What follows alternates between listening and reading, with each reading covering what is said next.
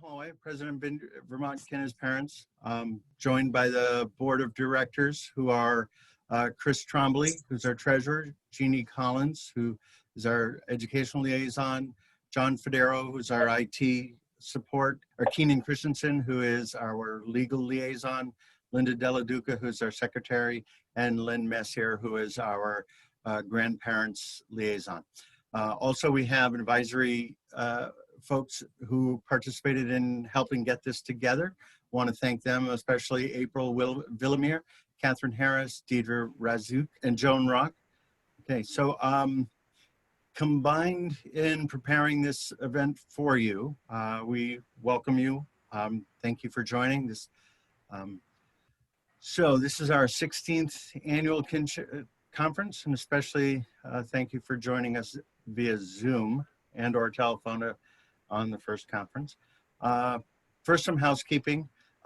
Your exits are to the left. Hope you know where your own bathroom is.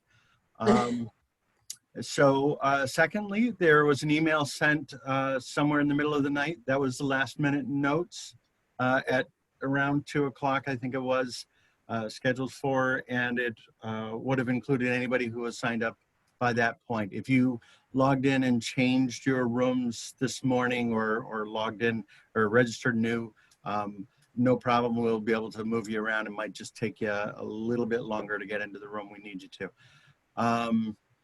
So there in that email, there are links and resources. There are 2 resources I'm especially pleased to share with you. Digitally, you know, we have them in print as well. So if you ask for them, we have the Kinship Guide, which is the ultimate resource to kinship across the state. Vermont Kinship Parents is a statewide organization. Help us be able to help the people in all parts of the state. And then the other is brand new, burnt my fingers putting it on the online because it was so hot off the press. It's called Aging in Vermont, I think. And that is by Cove, who leads the Kinship Coalition, as well as a number of other things for which is part of their mission.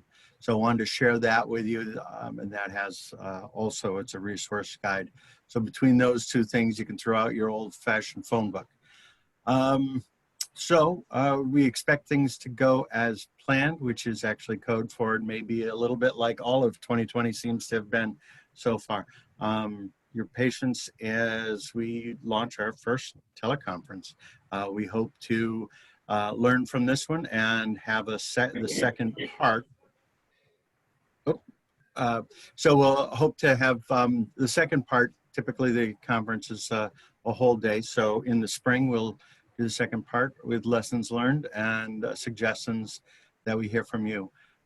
After the conference, there is a link in the email that I sent you to a survey. We'll ask you to link to that at your convenience, fill that out. And then once we have all those filled out, we'll send out certificates of attendance. And then those are what you'll be able to either hang with pride on your wall or get points or whatever that works for the agency you're associated with, if they'll honor the education notes. So that said, let me just get to, oops, gonna take me a second to, all right, so speaking of hoping things go as planned, late yesterday, I heard from DCF Commissioner Sean Brown via Christine Johnson that he was called to testify before Vermont Legislature this morning. So he's there instead of here. So we are very pleased to have the folks from DCF as our guests, and that will speak first for about 15 minutes. Then we will go on to the keynote at approximately 9:20, and then workshops will begin.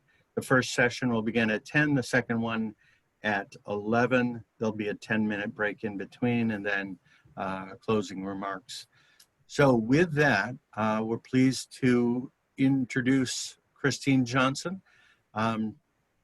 if one of the things before you get started, Commissioner Brown was going to, as I understood it, read the proclamation from the governor.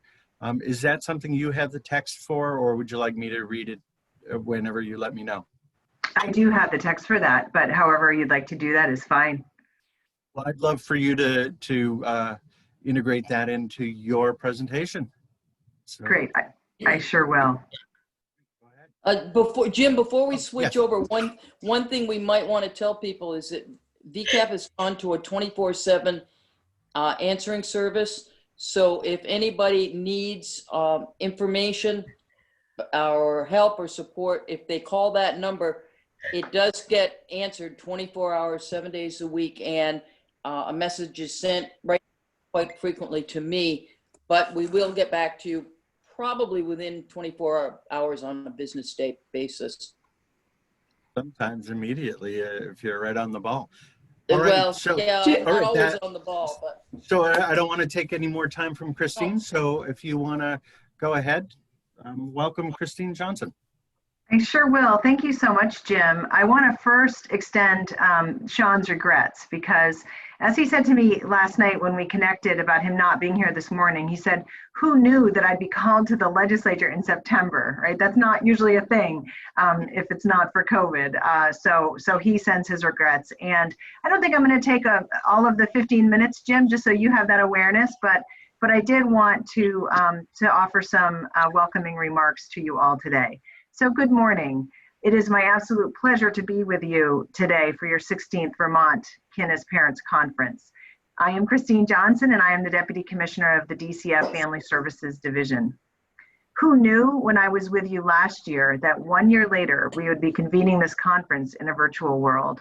So much has changed since that time, and yet one thing has not. Children and youth need families, and they need their family of origin. And when parents are not able to care for their children, people like you, grandmothers and grandfathers, aunts, uncles, cousins, siblings, and family friends step in with grace and love to parent and support kids and young people. I, for one, am so very grateful that you do. I too stepped in to provide kinship care for a young man at the age of 15. It was a tough go. I was in my 20s. I adopted him at the age of 16, and he is now 38. I do not need to tell you the difference that my decision to become a kinship provider made on his life, because you know what it is like to be there for the good and the bad times, to support someone through difficult days and daunting seasons in their lives. And yet, you step up, and over again, you rise to the occasion to do whatever it takes in support of your family. So on behalf of the Family Services Division, the state of Vermont, and the children and youth whose lives you impact every day, I want to say thank you. Thank you for your sacrifices, your unfaltering commitment, and the many ways that you make a difference in the children and youth in your care. And I'd like to read the proclamation from Governor Phil Scott. Whereas research shows that ongoing connections to family members encourages resilience and flourishing in children. Whereas grandparents, aunts, uncles, and other relatives provide for and nurture children throughout Vermont on a day-to-day basis, often from early childhood to adulthood. Whereas thousands of children are raised by relatives when their parents are unable to care for them. Whereas these relatives care for children, often in unplanned circumstances, and assume the responsibilities of being parents, which makes a big impact on everyone's lives. Whereas it takes a village to raise children, and with the help of community collaborators, kinship caregivers can continue to raise and support children in Vermont. Now, therefore, I, Philip B. Scott, Governor, hereby proclaim September 20th to the 26th as Kinship Care Week in Vermont. And so I would just like to close by saying, I think I've said it already, but I cannot thank you enough for all that you do. If you are here today as a kinship provider, you have my absolute respect. And if you are here as a provider or a state, somebody who works in the state system, I want to thank you also for your heart being in this work. I work with many of you. I know how committed you are to our children, our youth, and our families, to our kinship providers, to our foster parents, and to our biological parents as well. And so I just want to recognize you all here today and thank you. It looks like today is going to be a fantastic way, even in this virtual COVID world, to get together and have this important conference. So thank you. Great. That was excellent. Glad we recorded that, which, by the way, so everybody knows, we are recording this so that if people want it later, we may be able to share that, as long as nobody has any objection to having it shared. But anyway, it is recorded, just so people know that. Gives us a little bit more time. And again, thanks to the governor for making that proclamation. And thank you to DCF for all that you folks do. We also want to thank our other partners. We have many partners, and let me just see if I can, well, anyway, I want to thank the partners. I thought I had a list quickly available, but I don't. That those partners are out there. We all try to work together for similar missions. And we wouldn't be able to do what we do without all of them. And they're listed in the information about this conference, so you can find them there. So without any further ado, we have a wonderful keynote speaker for you. We have Janine Fitzgerald, founder of the Fitzgerald Institute for Lifelong Learning.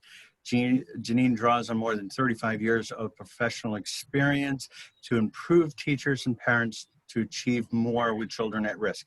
With experience as a certified teacher, mental health professional, and mother of 3 grown children, she understands the promise of every child, as well as the diversity of their needs. The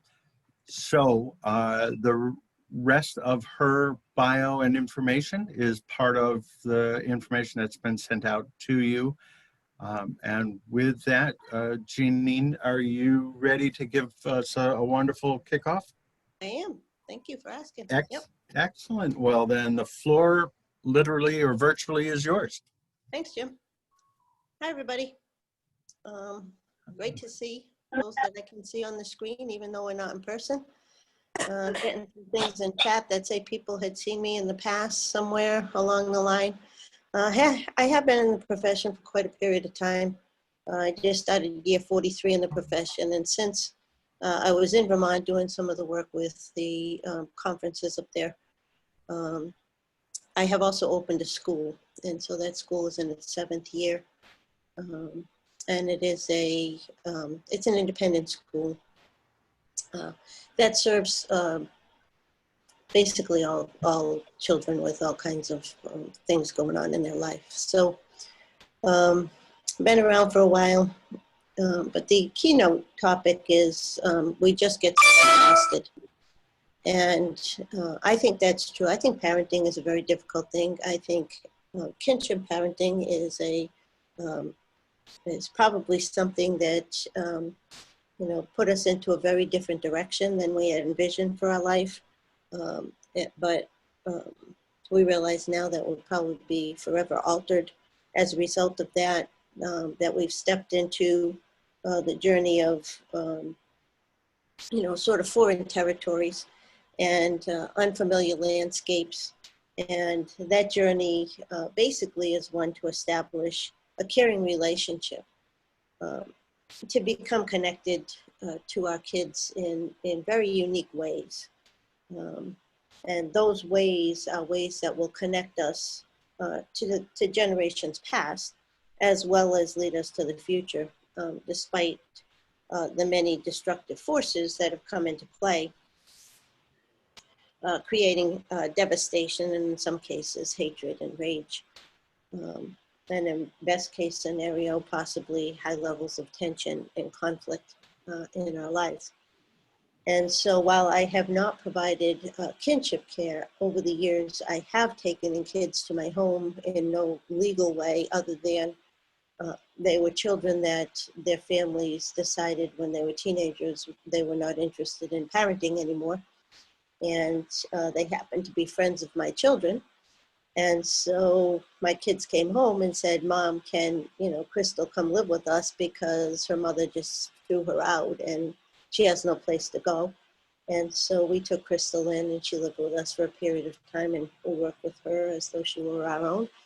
And the same for Jess, like another individual that was asked to leave her home because of a parenting situation that wasn't going so well.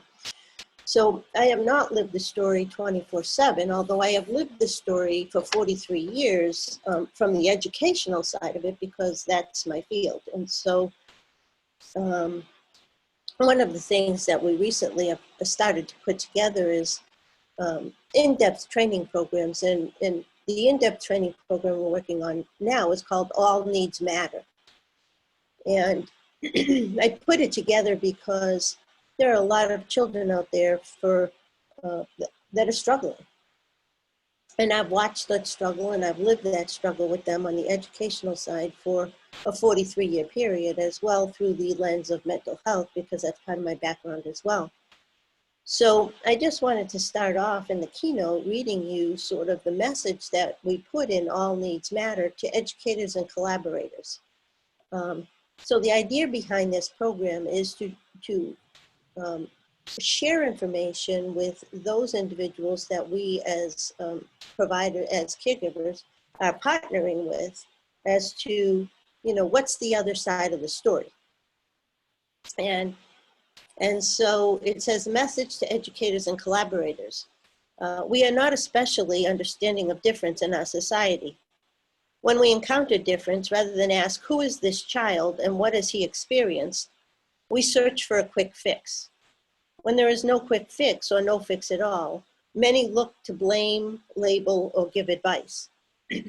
So I'm sure that many of you have heard some of these comments as you've gone on your journey with your children. But here's some of the things that, that I have experienced or heard from, educators or collaborators. So some of the comments that have been made to folks is, you need to take a parenting class. This family is dysfunctional or at risk. Your child needs discipline. A sticker chart on the refrigerator will help. When will you stop making excuses for them? We don't see anything wrong. You are over involved. Your expectations are too high. We know her plan states that we would hire an aide, but there's no money for that right now. We can't make exceptions. If we do that for your child, we'll have to do it for every child.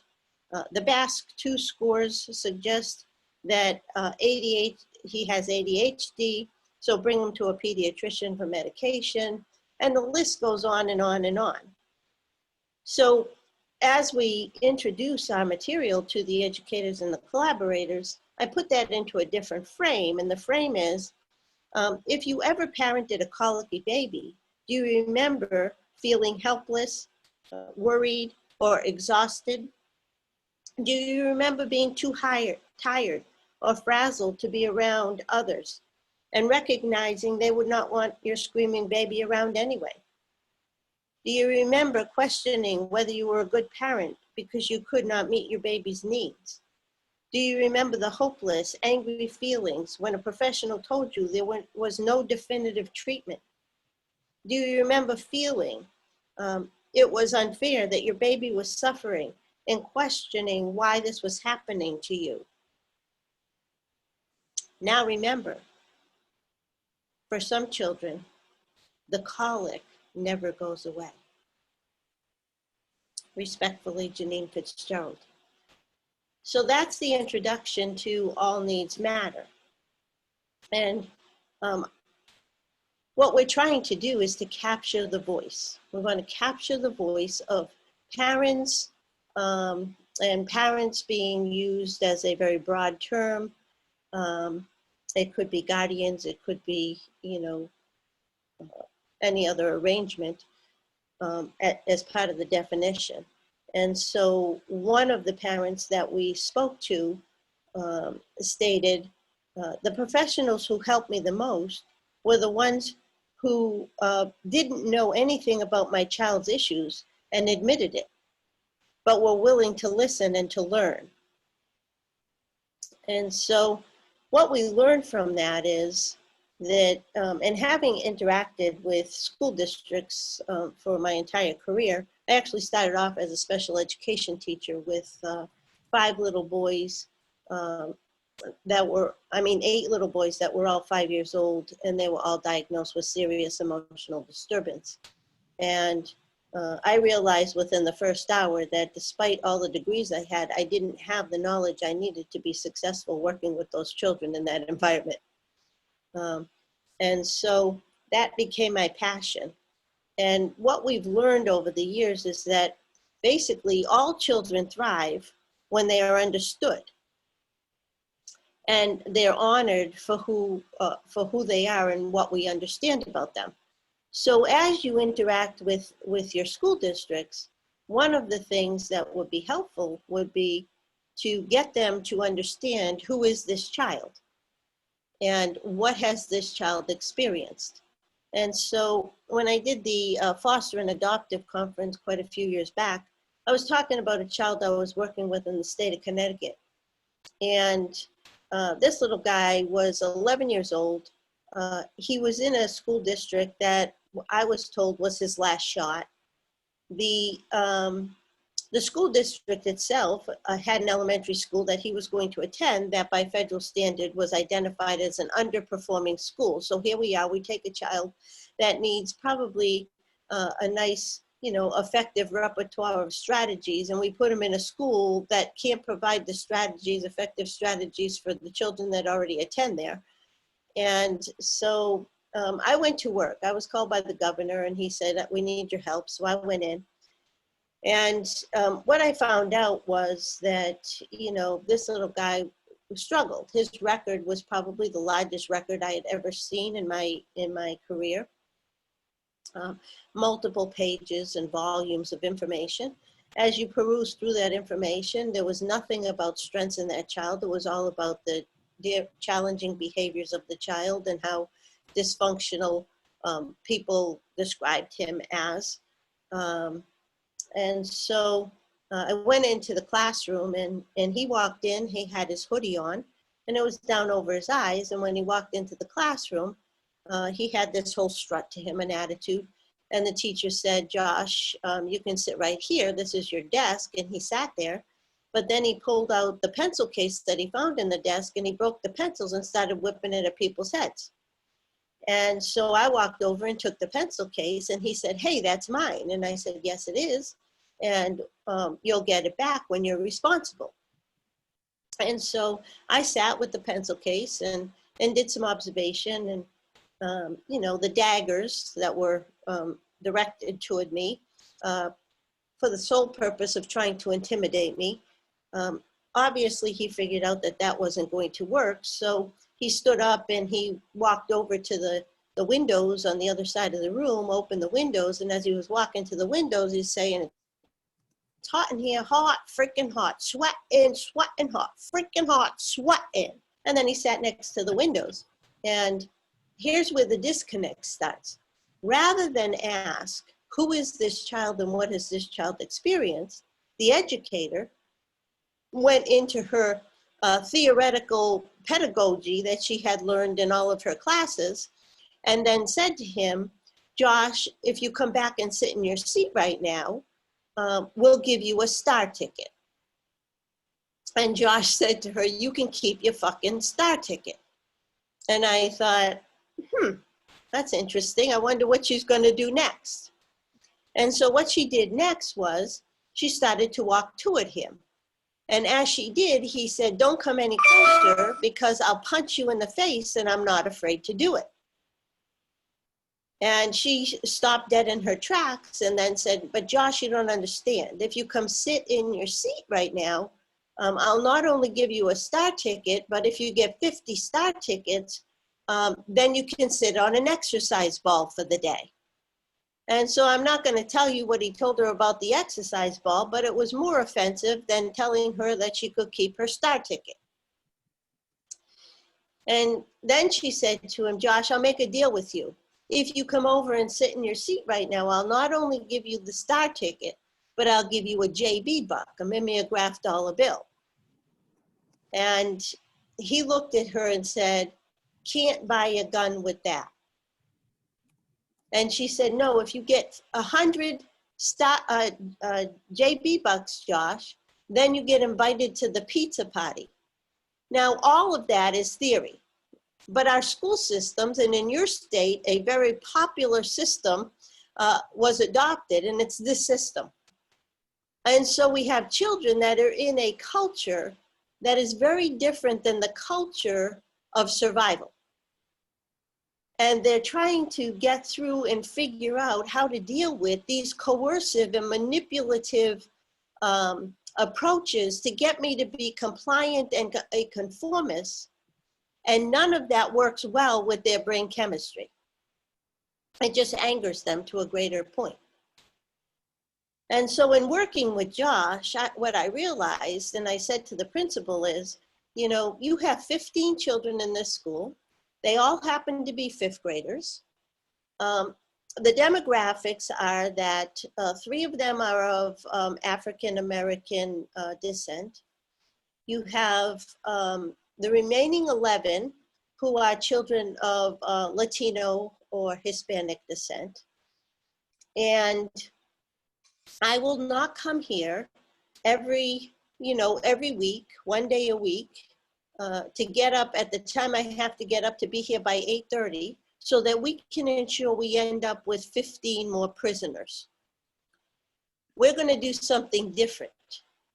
And we started to look at the culture of that environment and what was happening within that culture and why that culture wasn't working. And so the first thing that we did was we stopped asking, what can this child do?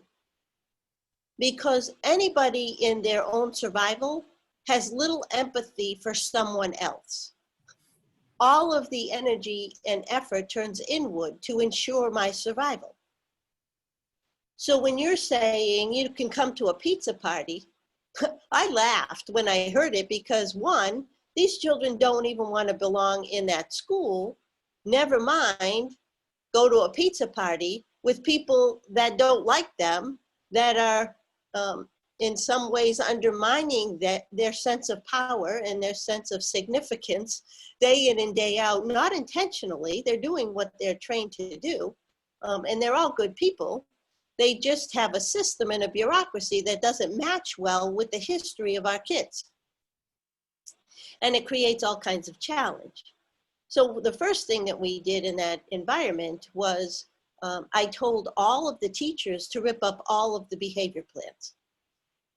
And then the state came in, the state of Connecticut, and I had to account for what I had done in a 1-month period.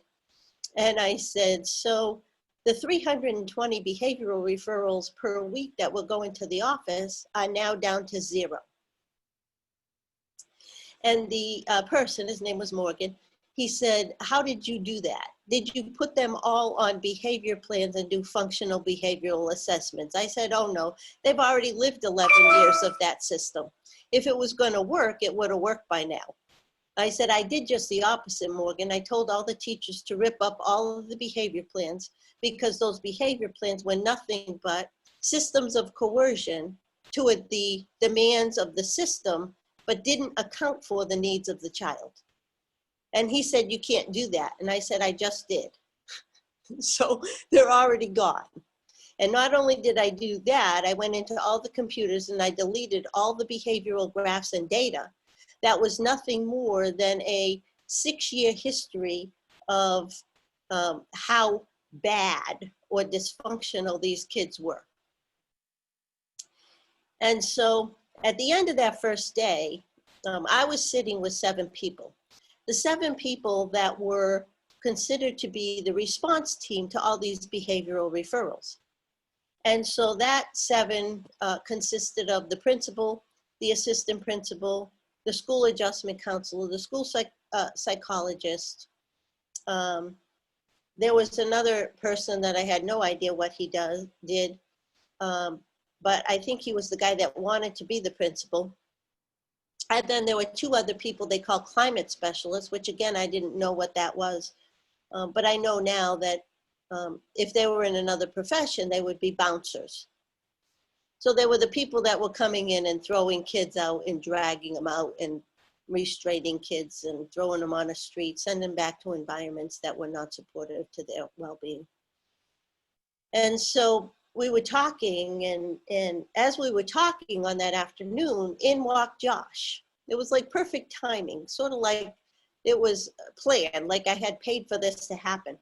And so when Josh walked in, I said, "Hey, Josh, come over here for a second, please." And he gave me this whole attitude like, "What?" And I said, "Oh, Josh, please go back to the door. And when I say, Josh, please come over here, I want you to walk over and say, 'What, Mrs. Fitzgerald?'" And he did. He walked over and he said, "What, Mrs. Fitzgerald?" And I said, "You know, Josh, you don't have to call me Mrs. Fitzgerald." I said, "That's my mother-in-law."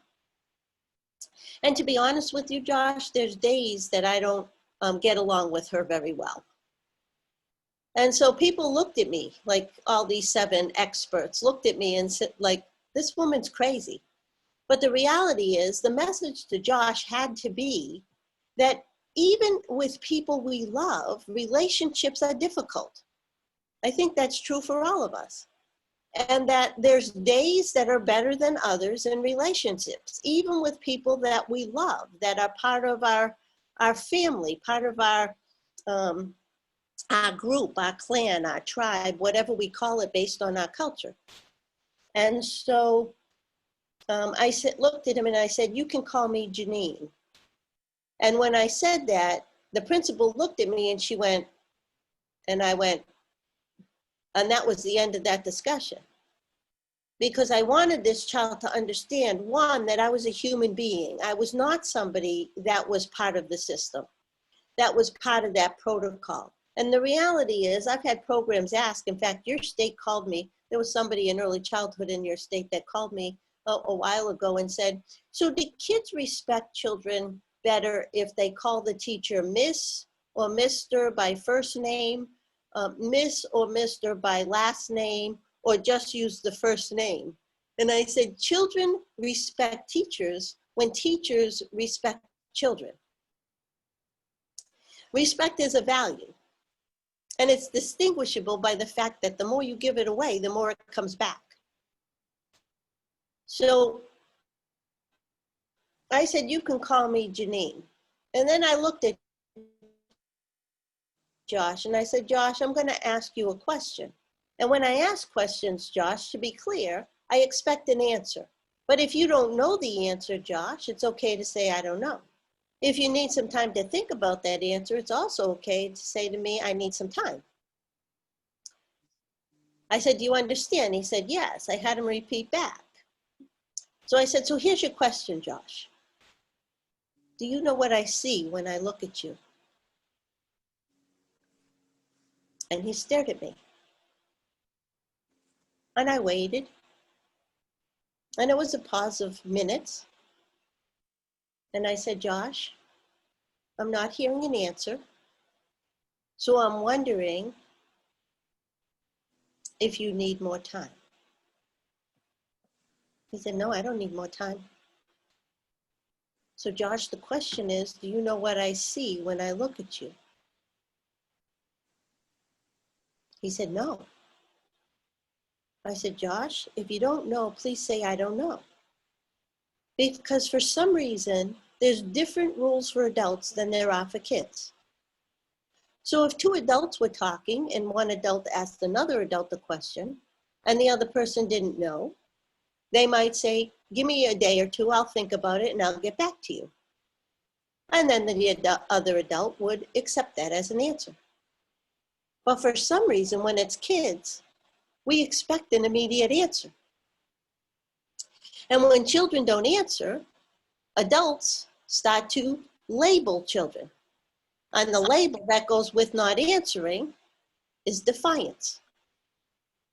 But Josh, I don't see you as defiant. So do you know what I see when I look at you? If you don't know, please say, I don't know. I'm not trying to be difficult. I just don't want people calling you defiant. He said, I don't know. Would you like to know, Josh? He said, yeah.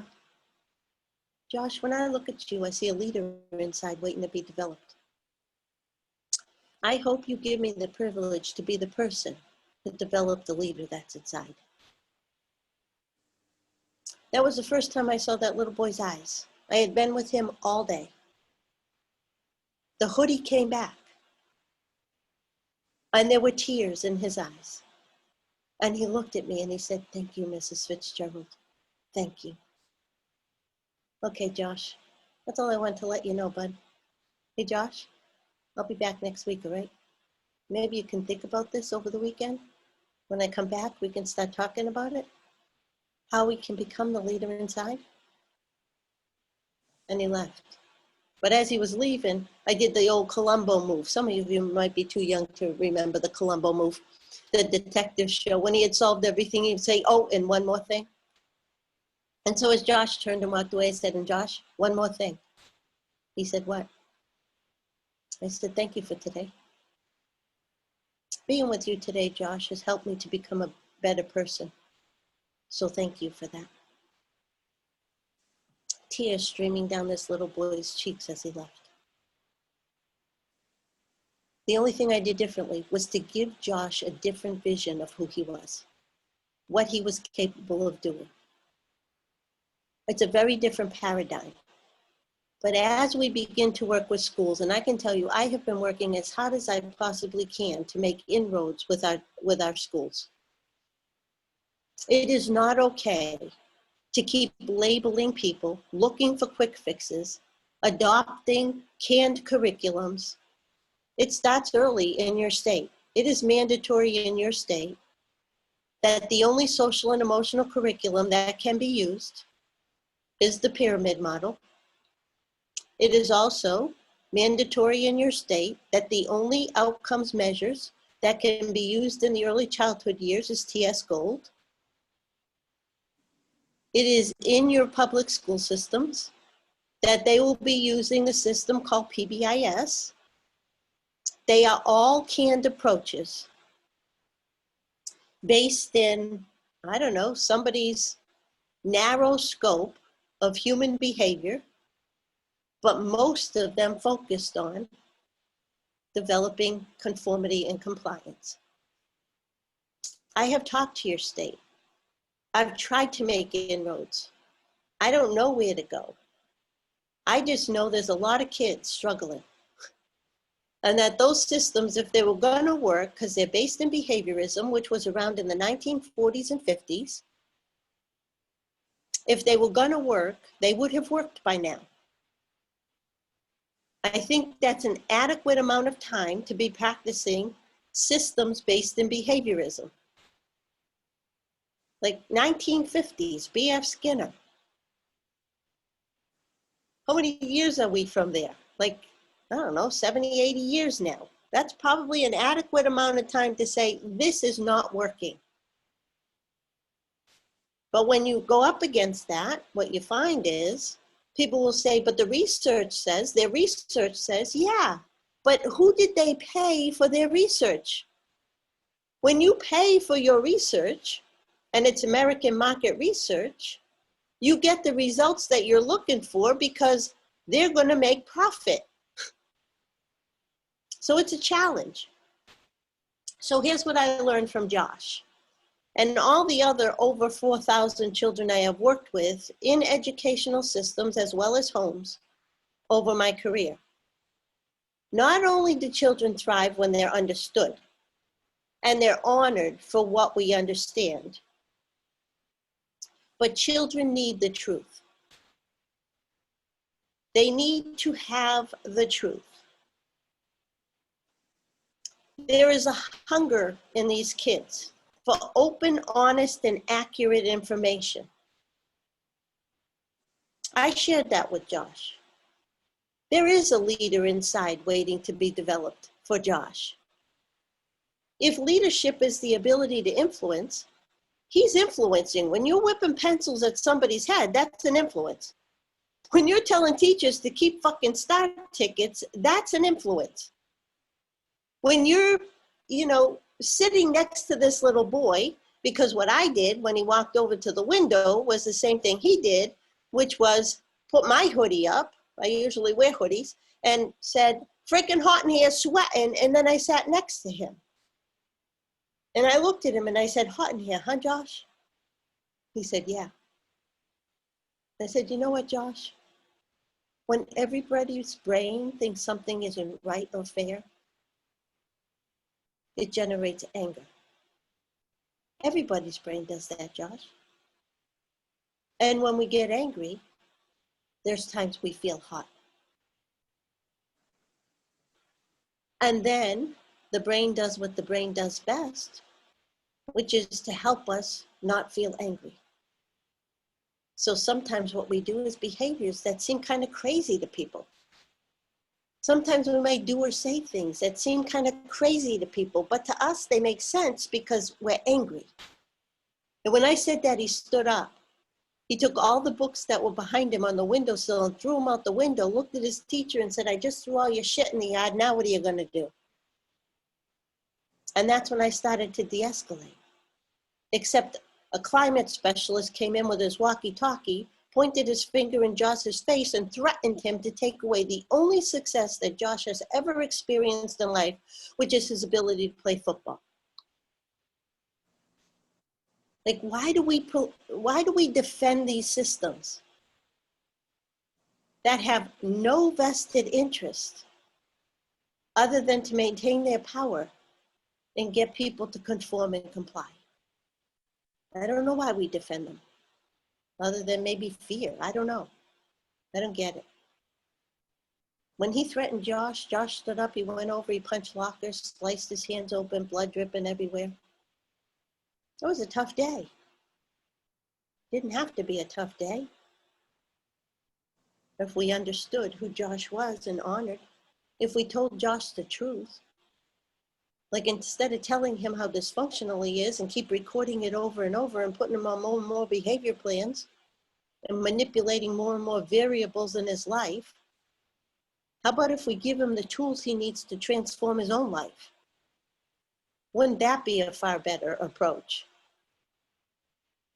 And so we started to work with those 15 kids, Josh being one of them. And one of the things we did was we started to teach leadership. And I now have a whole program called Rising Up to Lead, which is just for children. Because I think if you look at our culture right now, we are in dire need of effective leaders at all levels. There's too many people that are into the system of conformity and compliance. So Josh needed to hear that open, honest, and accurate information, even when that information wasn't always joyful, even when that information wasn't easy for him to hear. And he needed to hear it from a loving adult. So I worked with Josh, and when I went back the next week, I went into his classroom, and he walked over to the teacher's desk, and with a whole attitude, he went, "Do I know you?" I don't know if you know me, Josh, does it matter? He yelled to his teacher, "Hey, do I know her?" He said, "I don't know if you know me, does it matter?" He said, "I know you."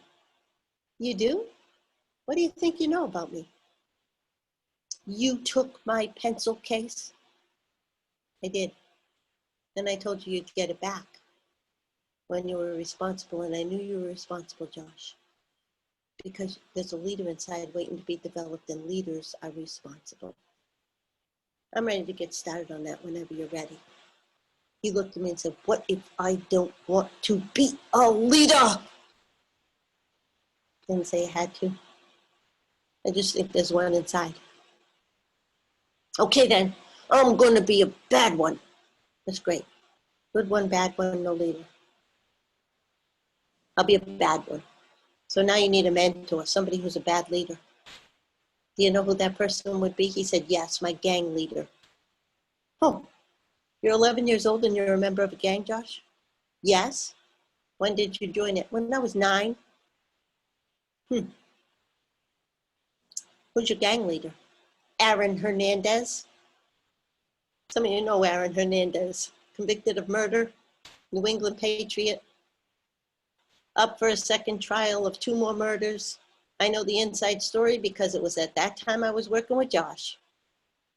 He told me all kinds of stuff about what was happening in that gang and in that trial and what had actually happened, how many people had actually been killed. He told me that he had been forced by Aaron Hernandez, who put a gun in his mouth to shoot his best friend's leg, or he would kill him on the spot. He told me all kinds of stories. Listen, that story doesn't match up with systems of big bureaucracies. And that's the challenge for some of our kids. I'm not suggesting that your children have the same story as Josh, but the effect on the brain and toxic stress is the same. The brain never forgets. The body never forgets. It holds energy. So on the second day I was with Josh, after we got through the whole leadership thing, he looked at me and he said, Janine, I'm going to ask you a question. And I said, okay, Josh, what is it? He said, why do you care about me? I said, I never told you I cared about you, Josh. I told you there's a leader inside waiting to be developed. I'm ready to help you when you're ready. He said, I know, but why do you care about me? Because you don't really even know me, and you care about me. And the people that know me don't care about me. So why do you care about me? And I said, I never told you I cared about you, Josh. I told you there's a leader inside waiting to be developed. He said, but you do, right? I said, I do care, Josh. He said, why? Because I was you? He looked right at me. And he revealed the unsolved problem that I wish our schools would begin to focus on. The unsolved problem is not what was identified on a functional behavioral assessment, which is this kid's doing this for attention or to escape or avoid or for sensory reasons or for tangibles. The unsolved problem for Josh was found in this statement. He looked right at me when I said, because I was you, he said, you were never bad. That's the unsolved problem. People that see themselves as bad will act in a way that validates the way they see themselves. That's true for all of us. If you see yourself as a leader, you will begin to act that way when you have the skills. The brain cannot be incompatible with how it sees itself. You act in a way that fulfills your belief. And I looked at him and I said, is that the way you see yourself, Josh? Bad? And he never answered me. Because Josh, when I look at you, I see a leader inside waiting to be developed. And Josh reached his hand out and he said, let's do it. And I'm happy to report to you today that Joshua is a senior in high school. And he's no longer a gang member. He has been returned to the custody of his biological mother. The reason he was taken away, as he reported it, was, I don't know, they just showed up and took me. The reality is, he was running the streets in a gang at the age of 9 years old. So they put him in the custody of his grandparents, who he hates. He said to me, fight, fight, fight all the time. You're fighting with your grandparents, Josh? No. My grandmother and my grandfather, they're fighting all the time. I get it. Listen, it's hard to parent and there's conflict in the relationship. Then you get it, you invite these children into your house or by some other way they get to your house. And we're that much older and we're exhausted and it's different than the vision that we had. And it alters our life. I said, so they're fighting all the time, Josh? He said, yeah. My grandfather, when I go to bed at night, tells my grandmother we should throw that piece of trash out like we should have his mother years ago. This is a child that's been hospitalized. As he reported it, I was electrocuted. Janine, don't send me there. They're bad people there. They electrocuted me. Like, how much of the story do we need to reveal before we realize a star ticket doesn't matter? Before we realize a behavior plan doesn't matter. What matters is, how do we reach the heart and mind of this child? And whatever strategies reach the heart and mind of this child is the right strategy for that child. Not the standard, well, we'll have the, school adjustment counselor do some observation. No. Get to know this child. Reflect on what the child is telling you. Understand the story. Otherwise, we are part of the problem and we put that child in despair and they lose all hope. And that ecology of despair and lack of hope turns into a learning environment as learned helplessness. It's the lowest level of motivation there is. And therefore, these are kids that will never earn their points on the dojo public system that humiliates and shames them day in and day out in front of their peers. So as Maya Angelou said, this is a policy issue. It's a procedures issue. It's a perspective that needs to be looked at. And we need to start looking at what builds the strengths that are already inside. How do we build and nurture the heart of the child? What we're doing isn't working, so what does? So here's the quote. There is no greater agony than bearing an untold story inside you. I listened to all 15 of these kids because I aligned with the kids. The guy that wanted to be the principal aligned with all of the teachers and administration, and together we became a force in the life of these children that got those kids out of gang membership, that got those kids on the path to a better life. How did we do it? We started to look at this thing called collaborative teaming. I'm not going to spend a lot of time on it. I just know this. Having been a special educator, we talked a lot about collaborative teaming.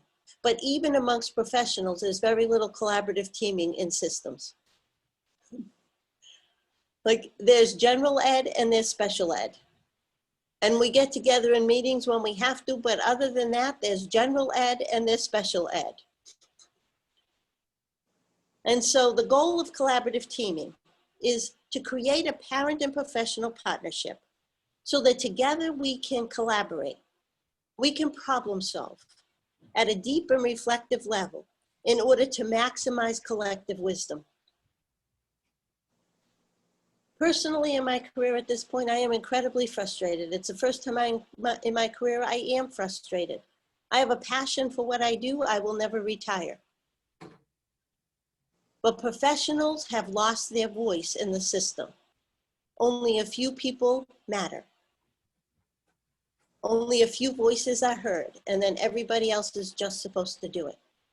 And that creates huge frustration for me.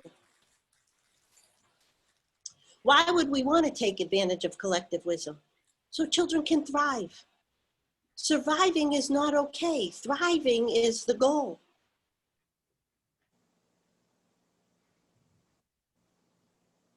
We want our families to have the tools they need to transform their lives and those of their children in the best possible ways. And those tools are not sticker charts. Those tools are things like reflective dialogue, lots of other different things. So as one parent told me, all we wanted the district and the teacher to do was to be an advocate for our family as a whole. But they couldn't do that because they couldn't get past their bias. So it's one of the things I challenge systems. What are our biases? It's one thing to talk about difficult parents, but we know there's 3 conditions that lead to difficult parents. And one of them is the nature of the system that doesn't meet their needs. What are our biases? How do we begin to get in touch with those? How do we begin to align with folks? Because I'm sure there are a lot of folks, as with the families I've worked with, that are feeling very conflicted. Like, do I even want to align with this district? Because there's this very active refusal to collaborate. Like, this is what we do and this is how we do it, and your kid just has to fit in. And there are other families that have talked about being non-aligned, which means they're collaborating with folks that seem to be willing to want to do and gain some knowledge, but they just don't have the resources available to them. And right now, all the resources have gone to with COVID. So there's less resources now than we've had in the past. But the goal is for us to be aligned, where we are in this transformational type of relationship where everybody benefits, that we're all transforming our lives in the best possible ways. So critical questions, if you're going to do reflective practice, and here's a place for you as parents, as caregivers, to begin. Start from your own lens, because I'm not saying that the schools are to blame. We're in a partnership. And so maybe there's some things that we could do a little bit differently, but you need some information. So there's 4 critical questions. The first critical question in the reflection around collaborative teaming is, how do we feel about each other? So how do I feel about this school, this teacher, this district? And the district should ask, how do I feel about this family, this child? How do we feel about each other? I've worked with a lot of people I didn't feel good about. One of them I recently terminated all services with because she was misusing state funds. Don't feel good about that. Don't like to be around people that lack integrity. Second critical question, how do we relate to each other? I know this from all my experience, that if we're going to complain about something, we better offer a solution as well. You can't just keep complaining and demanding and requesting and not be part of the solution. So it's one thing to say, you know, here's where I'm coming from and here's what I think could work, versus you're not doing and the plan says you have to. So how do we relate to each other? Are we communicating effectively? Do we have a system of effective conflict resolution when our visions do collide? Next question, how do we support each other? This is difficult work. And it does take a village, but it takes a healthy village. It doesn't just take any village. All the participants of the village have to come from a place of wellness, a place of wholeness. And the last question we need to ask is, how do we learn and grow together? How do we grow together as a family? How do we grow together as a district? How do we grow together as a partnership of collective wisdom between parent and family? I mean, parent and district. So I also learned from Josh and a lot of kids that the most powerful path to maximizing your influence in a collaborative partnership is by nurturing respectful relationships. It's all the relationship stuff. So there's some principles, and then I'll start to wrap up because I'm going to lead you into what my breakout sessions are for those of you that will attend that. But we have to understand that the quality of our relationships in life are based on the attitudes we hold. So I challenge teachers every day. I think teachers are wonderful people. I think they have done a lot of personal sacrifice in the positions that they're in. I know that personally because I was a teacher. and I run a school. But I also know that some teachers are frustrated and they're not holding the attitudes that they would need to nurture respectful relationships. So here's the challenge. I say to them things like this: the attitudes of the relationship we're trying to create are 3, but you have a choice. The attitude we would like you to adopt is one of acceptance, but you can choose to reject if you would like to. If you choose to reject, the outcomes will reflect that. When you choose to accept. Now, I'm not talking about accepting all the behaviors and all the emotions these kids throw at us. I am talking about accepting their humanity and never putting them in a position of having to apologize for their humanness.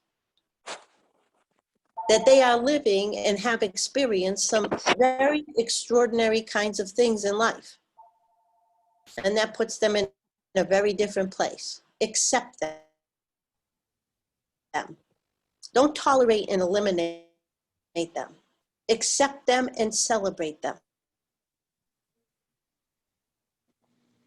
And then to adjust your beliefs, your ideas, your thoughts, your behaviors, and particularly adjust those when you're interacting with somebody that is different from you.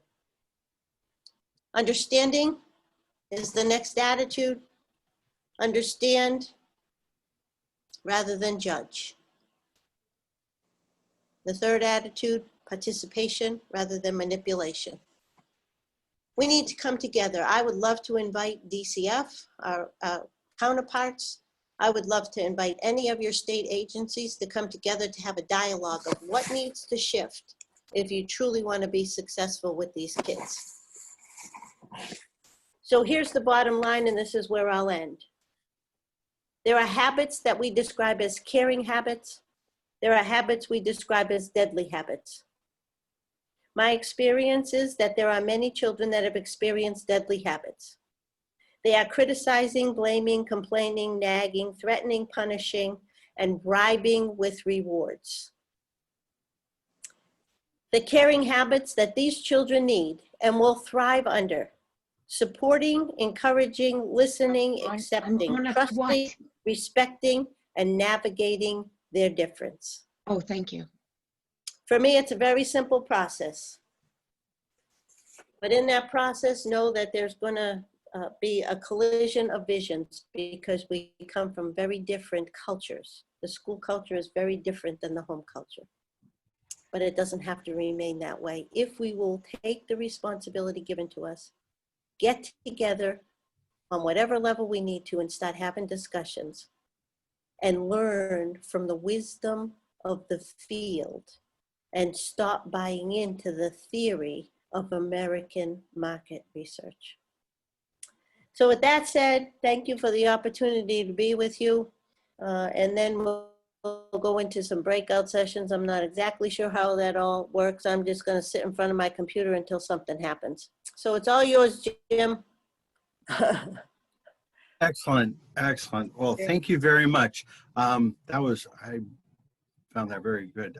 So thank you for doing that. And I know it was a little bit longer than we expected, but well worth it.